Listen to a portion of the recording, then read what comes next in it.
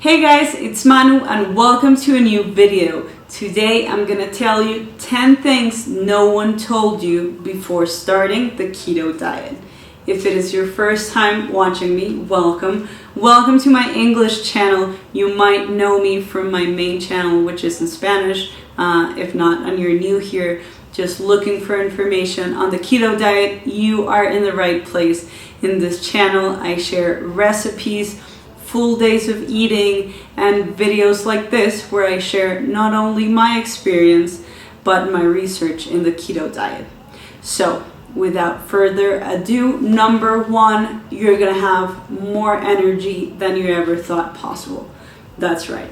Many of us have lived our lives feeding our body on carbohydrates alone, and I'm sure I'm not the only one that after I ate a big bowl of pasta, for example, I got super tired, very sleepy, and that became the norm for us, right? So the sugar in our blood just kept going up and down, and it was very hard for us to keep steady energy.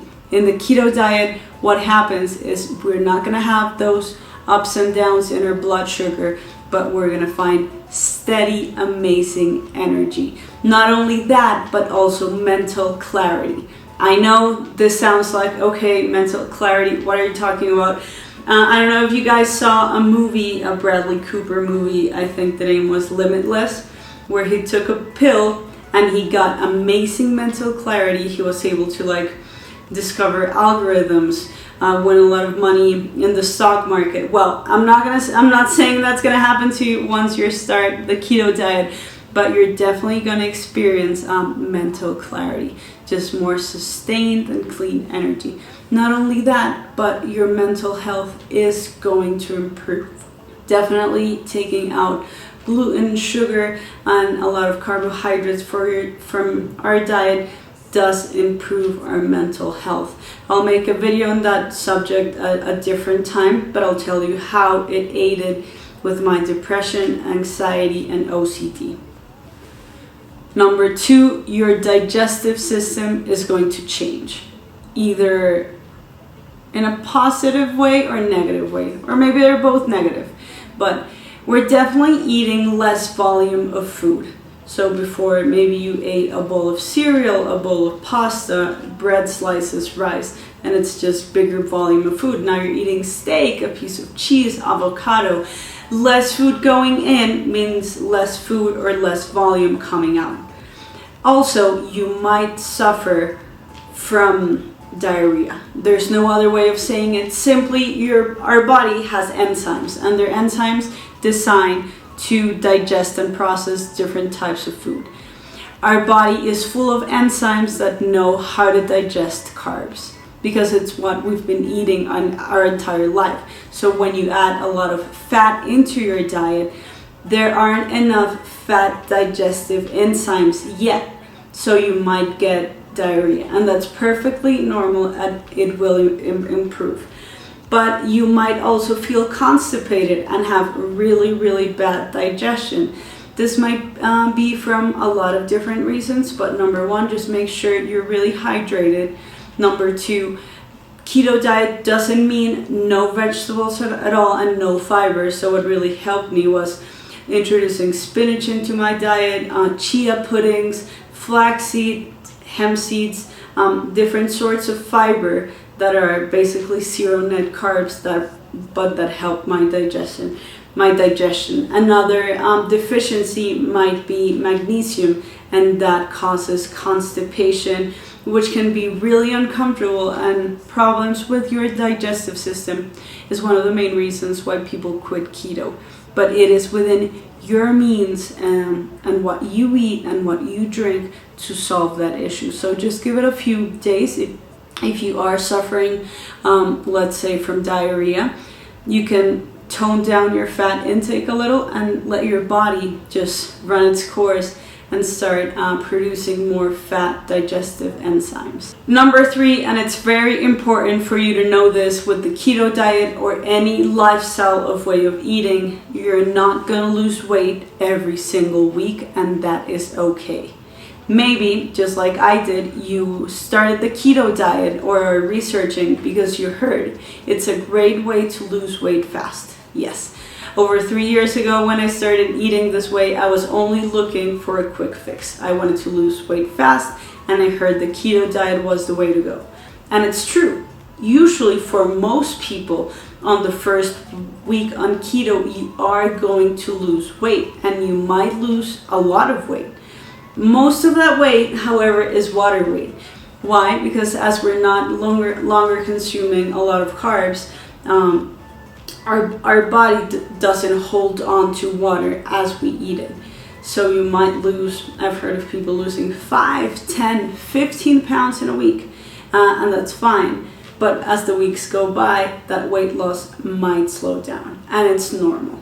It's also very important for you to not measure your value based on the number on a scale. There are many different reasons why you might not lose weight every single week. I've actually done a video of reasons why you're not losing weight. I'll link it down below and up here. But the thing is, regardless of how clean you're eating, how much you're exercising, most of us have our metabolisms a little damaged from all the yo-yo dieting, from all the carbs and processed foods we ate in the past. So just give your body time to heal, and in a not dramatic way, the weight will go down. Also, it's very important, I would say, for you to measure yourself with a measuring tape, because even though you might not see a change on the scale, your clothes are definitely going to feel more loose. The inches are going to melt off. So just don't focus only on the number on the scale.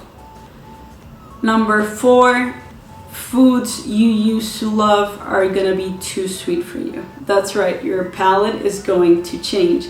And as we stop eating sugar and a lot of processed carbohydrates and carbohydrates in general, our taste buds change.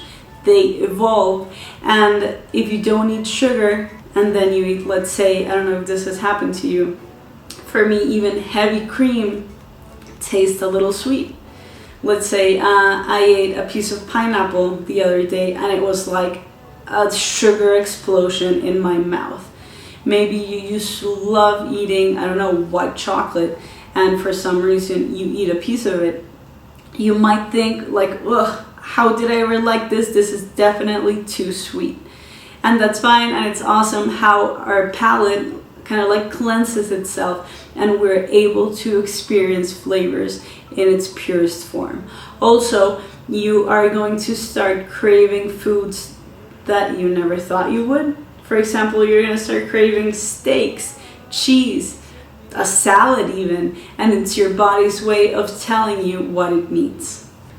Number 5, you are going to freak out when you find out how many carbs are in foods you used to eat all the time. And listen, I don't want to be the keto police, and I don't agree with people that satanize carbs and say they're bad for everyone. The truth is, even though my body runs better without carbs, there are some people who never messed up their metabolism and who can assimilate and eat carbs. That's fine.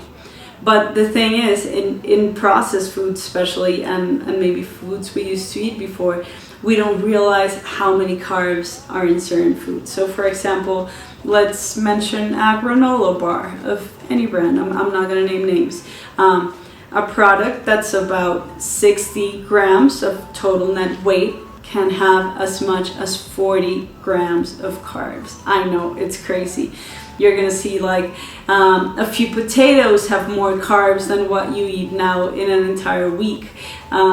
So it's funny how you are gonna start looking at foods differently, and you are gonna be shocked at the amount of carbs you used to eat before. The thing is, the standard American diet, a lot of people eat over, and I'm not exaggerating, over 350 grams of net carbs. And that's a lot, especially if we know how good our body feels without that excess amount of carbs. Number 6, you are going to start reading labels and understanding what they actually mean. I don't know about you, but I've always loved going grocery shopping, but I wasn't usually just looking. I was looking at the front of the package, but not to the back. Now I can't go grocery shopping, especially if I'm buying something for the first time, and check the macros, check the ingredient list, and just make sure that what I'm buying is actually going to be good for my body and for my weight loss process. Number 7, you're going to become more aware and more responsible of what you're putting into your body. I don't like feeling restricted, but at the same time, the restrictions the keto diet gave me made me more aware of the choices I was making. So I knew at the beginning that I couldn't eat more than 20 grams of net carbs a day, that I needed this amount of calories, these amount of macros, and that in a way for me it was super positive because I became more aware and responsible of the decisions I made. I wasn't eating just to get something in my food, and I wasn't eating because I was anxious, but I was eating to feel better and fuel my body. Number 8, you're not going to feel hungry. That's right. If before you had to eat every 2 hours, and there's this thing like the media told us that for our metabolism to work, we had to eat every 2 hours, small meals every 2 hours. And the truth is, there's nothing further from the truth, if there's a way of saying it. We as humans evolved and are used to eating just a few meals every day, and that's fine. And listen, if smaller meals work for you, that's fine. But the truth is, we as humans do not need to eat small meals every two hours to survive.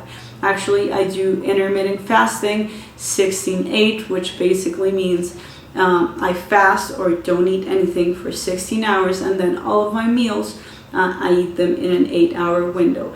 That's what works for me, and what intermittent fasting taught me, which I've been doing for almost 4 years now, I think, is to know how to discern between wanting to eat because I'm anxious or just because I'm thinking about food, and what hunger actually is.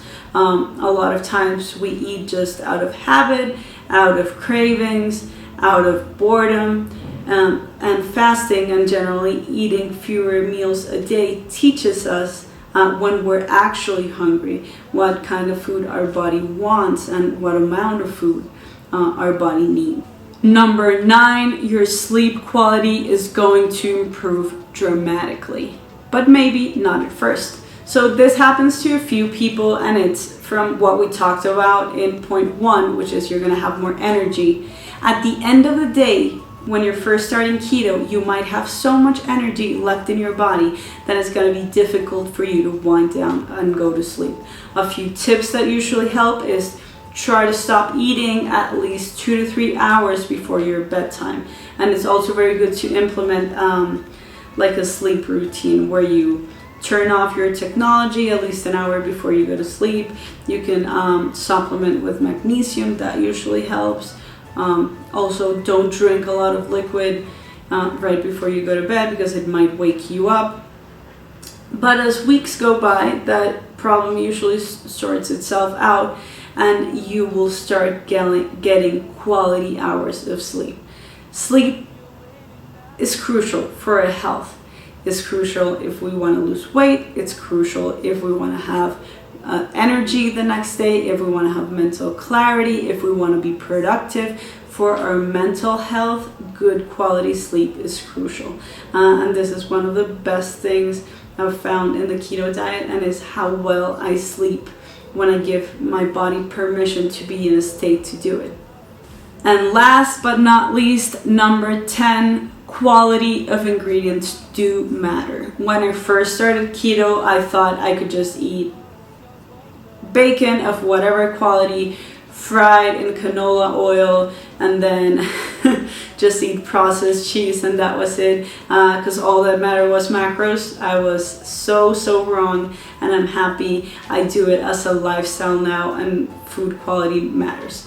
And the thing is, not everyone's budget and financial situation is the same. Many might have a little more money allowed to food, Others might be on a really strict budget, but it's very important for us to buy as good quality ingredients as we can. Even if we can't buy grass-fed, organic, locally raised, grow our own chickens, etc., just do as good as you can and try to improve every day. Especially, I would urge you to stay away from vegetable oils. And that's the thing, we think that in keto, as we can eat fat, any fat is created equal. And there are some fats like vegetable oils, canola, sunflower, soybean oil, many others more, that are so inflammatory in our body that recent studies have found those vegetable oils to be even more detrimental to our health than sugar. So we're avoiding sugar, but we're dousing our salads with dressings made with these highly processed oils. The effect on our body, even if we are in ketosis, it's not going to be great. So these are 10 things no one told us before starting the keto diet. I hope you guys enjoyed the video. Also, I would love it if you would comment down below what is something no one told you before you started this lifestyle and are shocked by it. Do you agree on some of the points that I mentioned? I would love to know. Also, if you haven't subscribed yet, please subscribe if you are here from my channel, from my Spanish channel. Thank you for being here. It would mean the world to me if you shared this video with your English speaking friends and family. It's awesome to be able to share this knowledge, not only in Spanish, but now in English. I wanted to remind you guys that my first book is now available in English. I'll leave the link down below. Keto Diet, a Sustainable Lifestyle. 49 amazing recipes, easy to make with free ingredients, shopping list, tips on how to start, on how to start, frequently asked questions, macro sheet. Well, I think it's going to be of great value for you if you're just starting, or even if you've been doing this lifestyle or diet for years like I have. Thank you guys for watching, and I'll see you very, very soon. Bye.